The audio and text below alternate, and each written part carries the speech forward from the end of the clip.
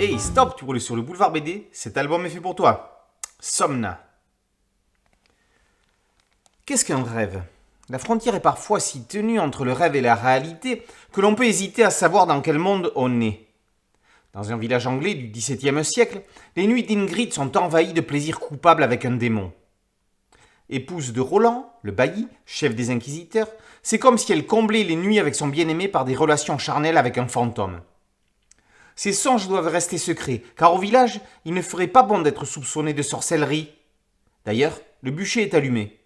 Greta, la femme du charpentier, est en train de brûler, accusée d'avoir ensorcelé le meunier. Quand le matin se lève, les rêves d'Ingrid s'estompent, mais la sensation persiste. Ingrid a une grande amie, en la personne de Maja. C'est la femme d'Harald, le boucher. Maja n'a Dieu que pour Sigurd, l'époux de Greta, qui vient d'être brûlée vive. Une nuit, poussée par son amant démon, Ingrid va surprendre Maja et Sigurd dans la chaumière du vieux chasseur. Pour son ami, elle saura garder le secret. Le père Gunman fait du combat contre la sorcellerie son cheval de bataille. Dieu ne fait pas bon ménage avec le diable. Entre ses nuits érotiques avec le démon et ses jours à affronter la perfidie des hommes, Ingrid réussira-t-elle à préserver son intégrité autant physique que morale? Une petite histoire avant de s'endormir?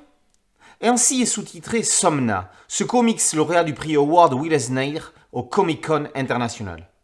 Les autrices Becky Cloonan et Tula Lotay ont écrit ce scénario à 4 mains et se sont partagés les dessins des planches. À Becky Cloonan, les scènes réelles dans un style réaliste.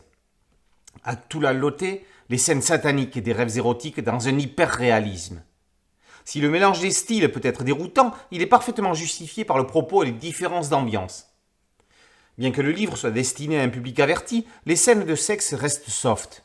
Somna est un drame amoureux, une histoire tragique, comme il y a dû y en avoir à la grande époque des procès en sorcellerie. Car au fond, tout reste réaliste si l'on considère que les rêves sont des allégories de l'esprit. Arrangé à côté d'un sombre manteau, signé Jaime Martin, paru il n'y a pas longtemps chez Dupuis dans la collection Air Libre.